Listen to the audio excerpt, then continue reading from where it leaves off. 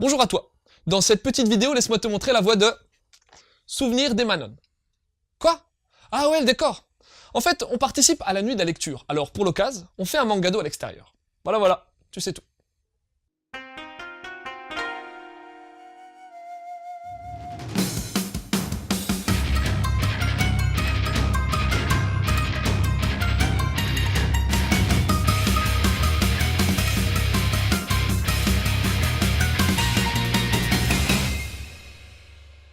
Souvenir d'Emanon est un manga qui va te raconter l'histoire d'une rencontre.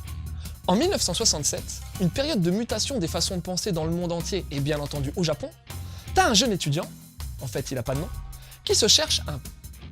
Il lit beaucoup de SF et son truc, c'est de tomber amoureux sans forcément avoir beaucoup de réussite. Après avoir bourlingué un peu partout aux quatre coins du Japon, il rentre chez lui en prenant le ferry, mais il en a pour un paquet d'heures. Et c'est là qu'il va faire la rencontre d'une nana qui va changer son voyage, mais aussi sa vie. Son nom? Quand le gars va lui demander, elle va dire qu'elle s'appelle Emanon. Oui, sur son sac sont brodées les initiales EN. Mais en fait, Emanon, c'est juste une anagramme. C'est-à-dire qu'en inversant toutes les lettres, ça donne... vas-y, je te laisse chercher 5 secondes quand même. C'est bon? No name. Alors cette Emanon, elle fume pas mal et fait carrément bohème dans sa façon d'être. Va alors s'en suivre une longue discussion entre nos deux jeunes personnages qui va amener Emanon à raconter ses souvenirs, d'où le titre du manga. Et si tu veux tout savoir, Emanon affirme qu'elle a la particularité de posséder 3 milliards d'années de mémoire, soit la quasi-totalité de la vie sur Terre. Est-ce qu'elle te mène en bateau ou bien... Ça mon petit pote, faudra lire ce manga pour le savoir.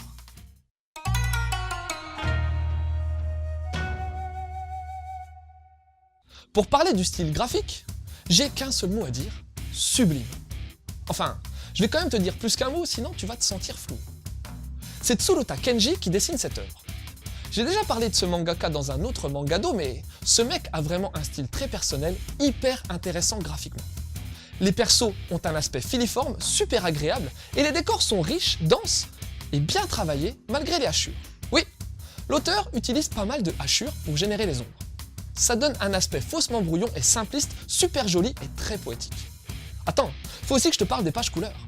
Au début et vers la fin du volume, t'as environ une dizaine de planches en couleurs qui sont juste merveilleuses de par la subtilité du dessin, mais aussi la colorisation. Pour la réalisation, c'est également à un niveau d'excellence très prononcé. Déjà, t'as pas mal de cases, voire de planches sans dialogue, qui apportent un côté contemplatif qui est accentué par la taille des cases, souvent assez grosses. Mais plus que la forme des cases, c'est leur architecture, souple et cohérente, qui te prend aux tripes. Et si en plus de ça, je te dis que les choix de cadrage sont à la fois inventifs et pertinents, nul doute qu'on est là face à un manga d'une richesse graphique folle. Sorti dans la collection Latitude des éditions Kiun, on est devant un ouvrage plutôt classieux, avec son grand format, sa couverture cartonnée et son titre gaufré. L'impression met bien en avant le trait de Tsuruta et on a droit à une superbe postface du dessinateur et du scénariste. Pour les onos, facile. L'auteur en a pas mis, certainement pour accentuer l'aspect photographie temporelle de son œuvre.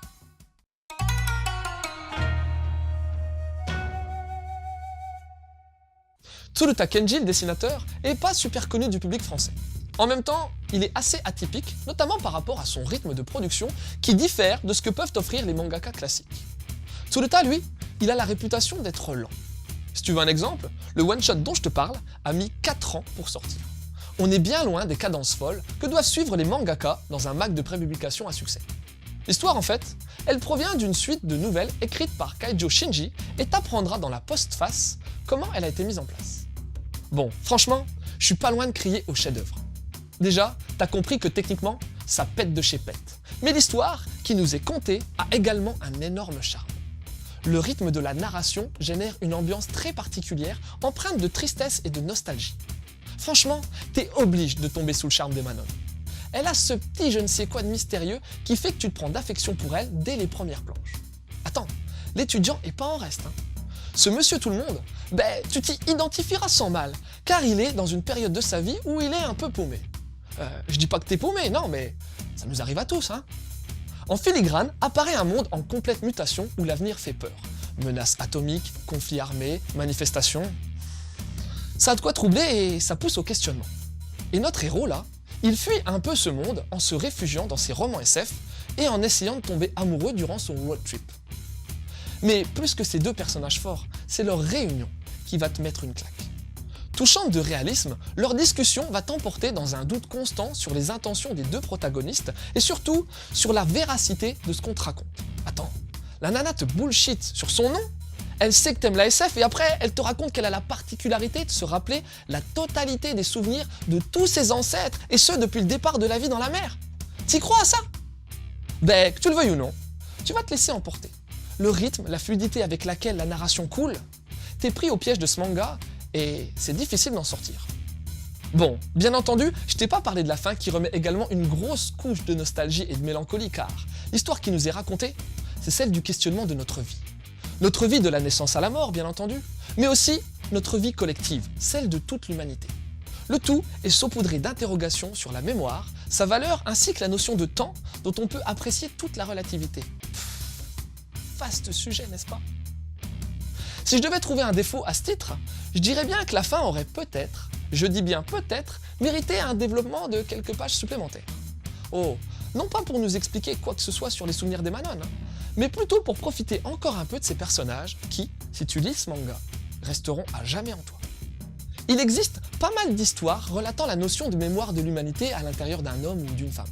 Par exemple, as-tu vu le film The Man from Earth?